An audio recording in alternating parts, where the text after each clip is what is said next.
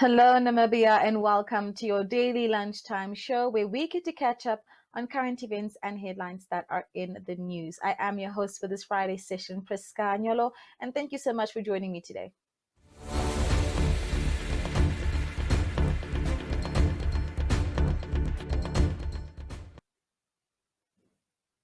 We do apologize for starting it a bit late, but we were experiencing technical difficulties. But the show is on the road again.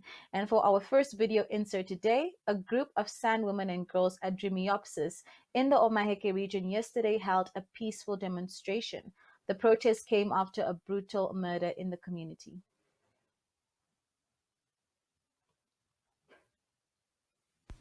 A San women and girls group at Drimiopsis, under the Women Leadership Center in the Omaheke region, yesterday held a peaceful demonstration and handed over a petition to the regional police commander and governor of the Omaheke region. The protest came about after the brutal murder of Anna Gainamses at Drimiopsis on the 1st of August. 3 weeks after her disappearance, her body was found in a drain close to the home of the man suspected of her murder. The same man was caught in the act of attempting to rape the young girl of the community that same weekend. No bail for accused rapists and murderers. We have witnessed how many men released on bail have committed the same crime again that they were arrested for. They are a danger to the safety of girls and women in the community. We demand that no bail.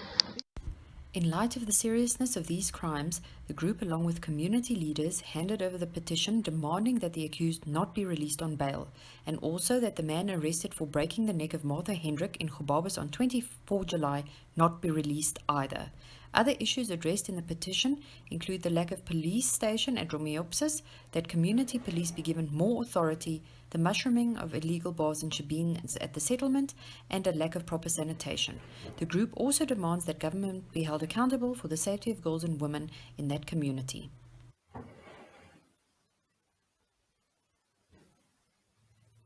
And now for our second video insert. The governor of the Irongo region, Neville Andre, says that they are experiencing, or rather expecting, a second wave of COVID-19 infections, and that they learned major lessons from the first wave indeed. This footage was shot by Irene Marie van der Walt.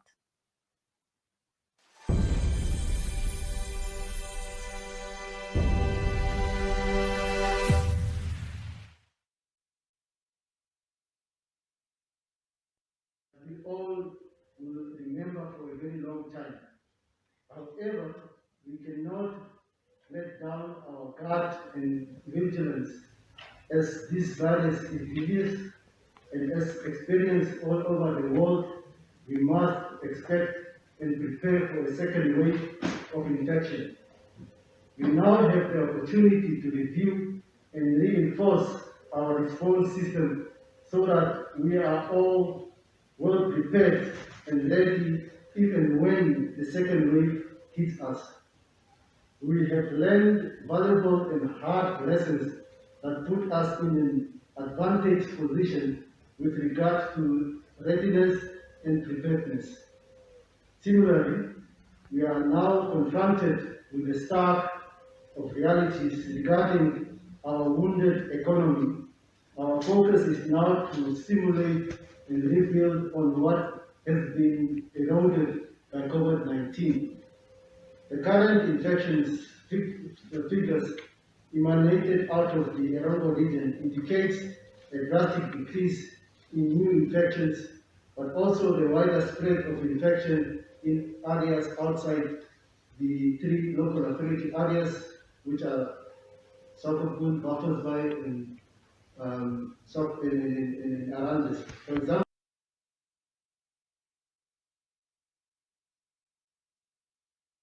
COVID-19 monitor. Namibia now has recorded more than 8,000 cases of COVID-19. Your monitor today shows average new cases per town for the last 7 days. We only highlight towns where the daily average is more than one. Windhoek's average has decreased to 134 new cases per day, while in the previous epicenter, an average of 10 cases each is reported daily for Walvis Bay and Swakopmund. The average for the rest of Irongo region and the rest of Namibia currently stands at 45 new cases per day. Oshakati and Kitmanzop have on average daily been reporting 6 new cases each. Rehoboth averaged 5 cases per day. Other daily averages are 3 in Ochiwarongo, and Okahanya, and 2 cases per day at Onanjokwe, Rundu, Katima Mulilo, and Hobabas. Please keep on putting your own and fellow Namibian safety first. We will be going for a quick ad break, but I'll be right back with more of our video inserts for today.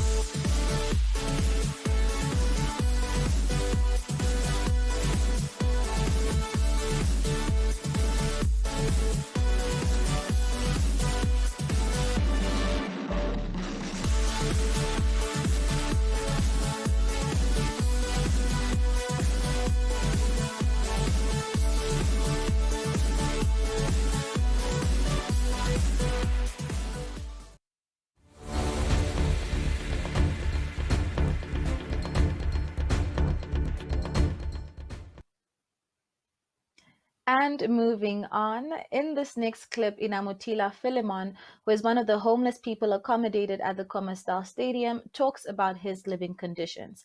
This footage was shot by Jemima Birkus.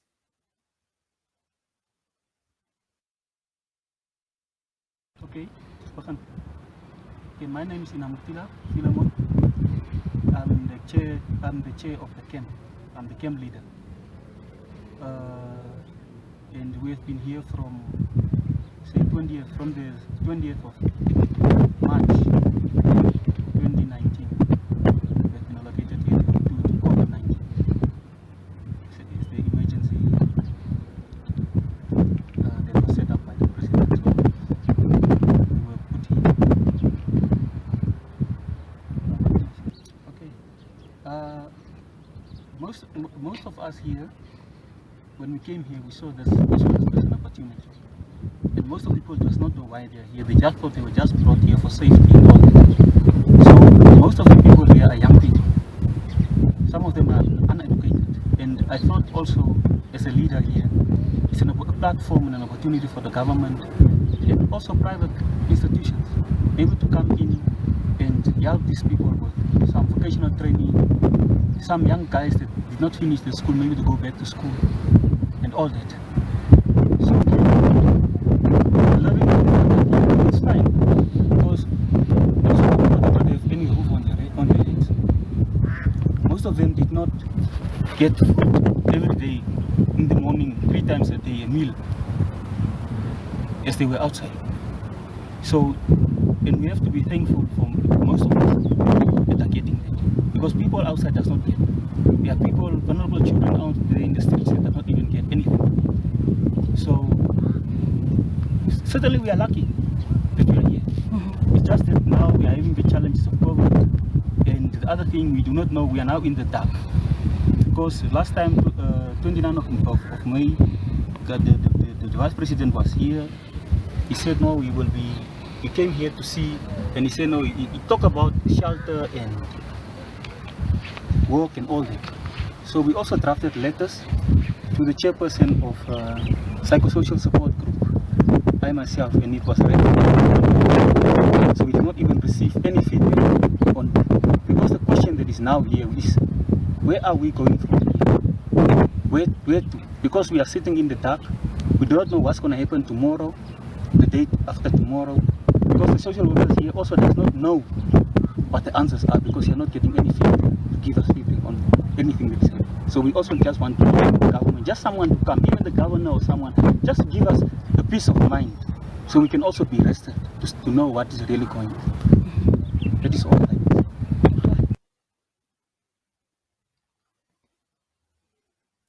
National Africa Students Association NASA president, who is Ambrosius Hangura, yesterday during a press conference in Rundu, shared some of the challenges that are facing students, including ongoing issues with the Namibia Students Financial Assistance Fund.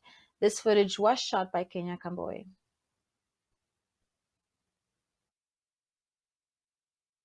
To the current situation as far as COVID-19 is concerned, and the poor administration of the Namibian Student Financial Assistance Fund, NSFAF.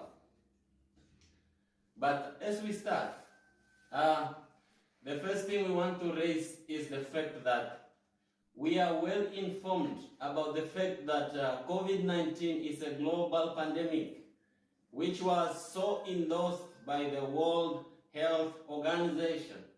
And as such, along with other countries, Namibia, as a member state of the United Nations, is mandated to comply with international principles and regulation with regards to the fight against COVID-19.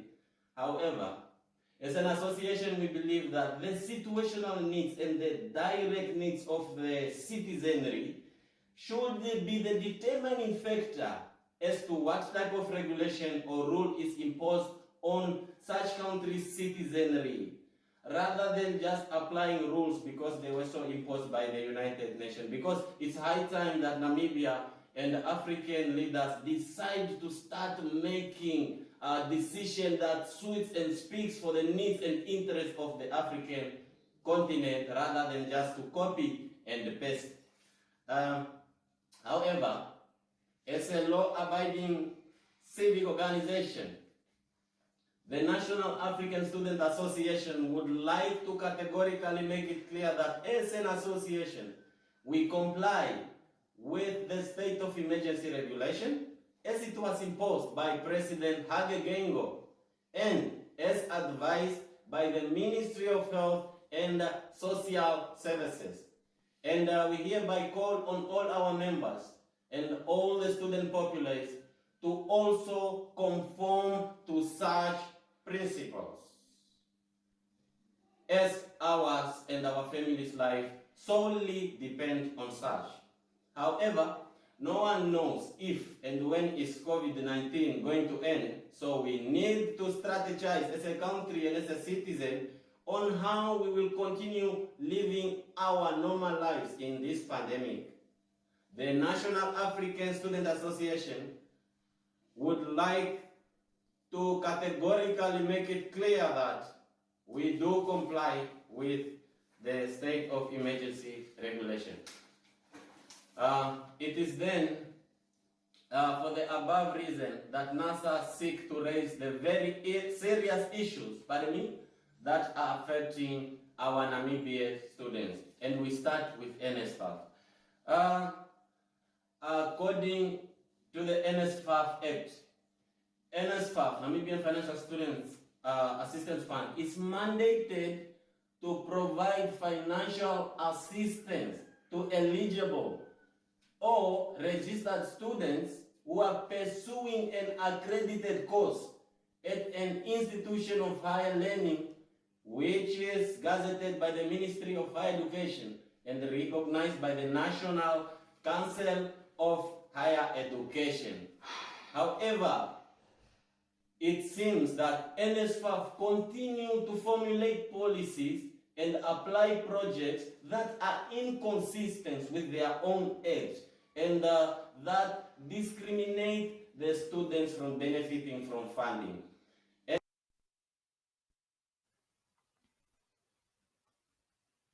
And in our final clip for the day, before we get to a roundup of our newspapers, Rania speaks about the Cat Protection Society of Namibia, which is also known as CPSN, and the work that they do. This footage was shot by Claudia Reiter. Do enjoy.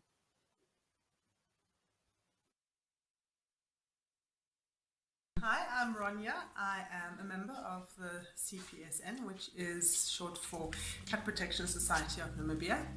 I'm quite a new member, so I haven't been doing this for a long time, but I've always had cats. So just a short recap of what the cat protection is and what they do. They've been around for quite a while. Mostly what they do, obviously, is they try to help with any cat problem, basically. For example, Windhoek in Namibia has a lot of cat problems. So what they try and help is, obviously, if you've got a cat colony somewhere, for example, like at the HTS, then the cat protection can help. Basically, what we do is we try and catch all the cats. They all get sterilized. They all get rabies vaccinations and deworm, and then they get released back into the colony, which in short you call TNR, trap, neuter, release. The whole point of this obviously is to make sure that the population doesn't explode and gets out of hand. Plus, it also keeps all the animals healthy. And what you don't want to do is you don't want to move any colony because you're taking them out of the territory. If you take the cats away, it just means other cats will come. And then obviously also what the cat protection also tries is if you've got any kittens that are found or you find a mom who's got kittens. So what the cat protection also does is they help to foster all these kittens that get found or are without a mom or something like that. So we've got a lot of fosters that are all voluntary that do this. And then what you can do is obviously you can adopt from the Cat Protection Society, which also then includes all your vaccinations and your sterilization, because what we don't want to do is we don't want to give kittens away that are not spayed or sterilized. Otherwise you've got the whole problem from the beginning. So, and obviously the Cat Protection is a non-profit organization, so it completely relies on donations, whether be it in money form or in food form for the cats.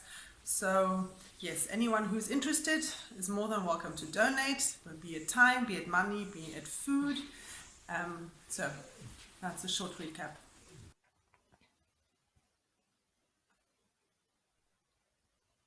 And now we can finally move on to our newspaper dailies. In the NMH stable, a Namibian Sun reports that while political analysts say SWAPO's political dominance in the country's urban centers is at risk in the upcoming local elections, the ruling party is unconcerned by the possible threat that the Independent Patriots for Change and Affirmative Repositioning movement may pose. Republican reports that private schools will open on Monday for all grades. This is despite the Education Ministry saying that this should take place in phases, with learners in grade 7, 8, and 9 returning to school in all regions except for Commerce on Monday. Allgemeine Zeitung reports that an online memorial service will be held tomorrow for exceptional Namibian scientist and National Aeronautics and Space Administration engineer Dr. Yapi van Zyl, who died at the age of 63 from a heart attack late last month in California in the United States.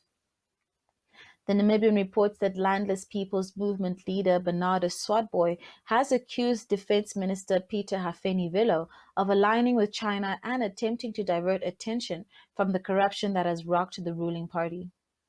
New Era reports that the COVID-19 pandemic, which has posed a profound challenge for the delivery of elections in many countries this year, has led to questions over Namibia's readiness to safely and securely hold its local and regional authority polls in November this year. Don't be gone for too long because we'll be right back with more of our news inserts, but now time for a quick ad break.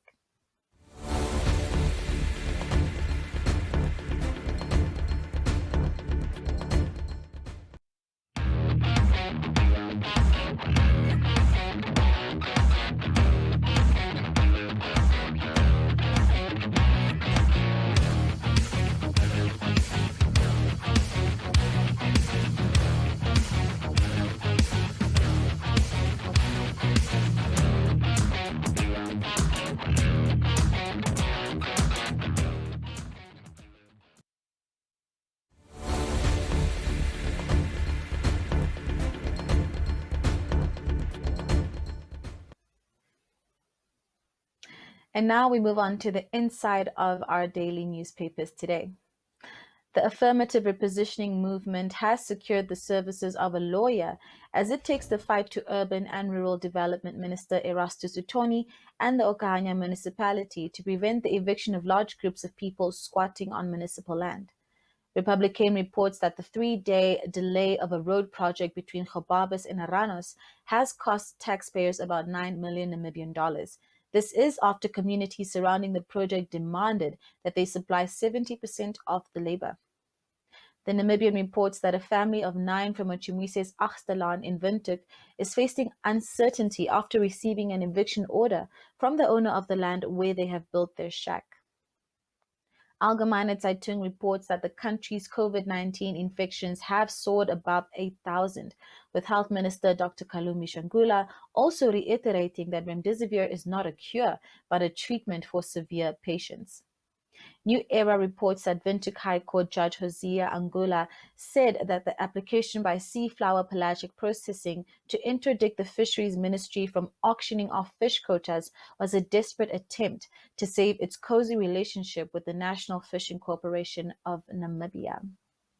I will be back with much more news that are in our daily newspapers for today, but for now, let's go for another quick ad break and I'll see you in a few seconds.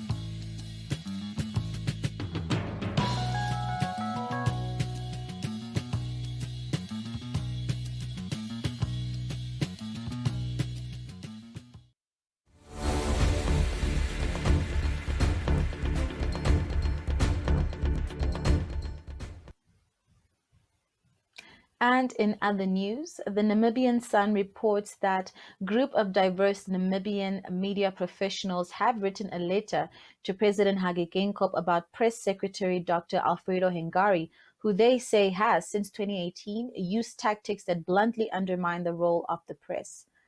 And Republican also hones in on the life and times of Namibia's exceptional son of the soil, Dr. Yapi van Zyl, who was from Ocho, but reached for the universe through his work in space exploration. And on that beautiful note, that is it for today. I've been your host, Priska Agnolo. Please do remember to stay safe, and I will see you again next week, same time and same place. Do enjoy the rest of your day and stay tuned for the weather.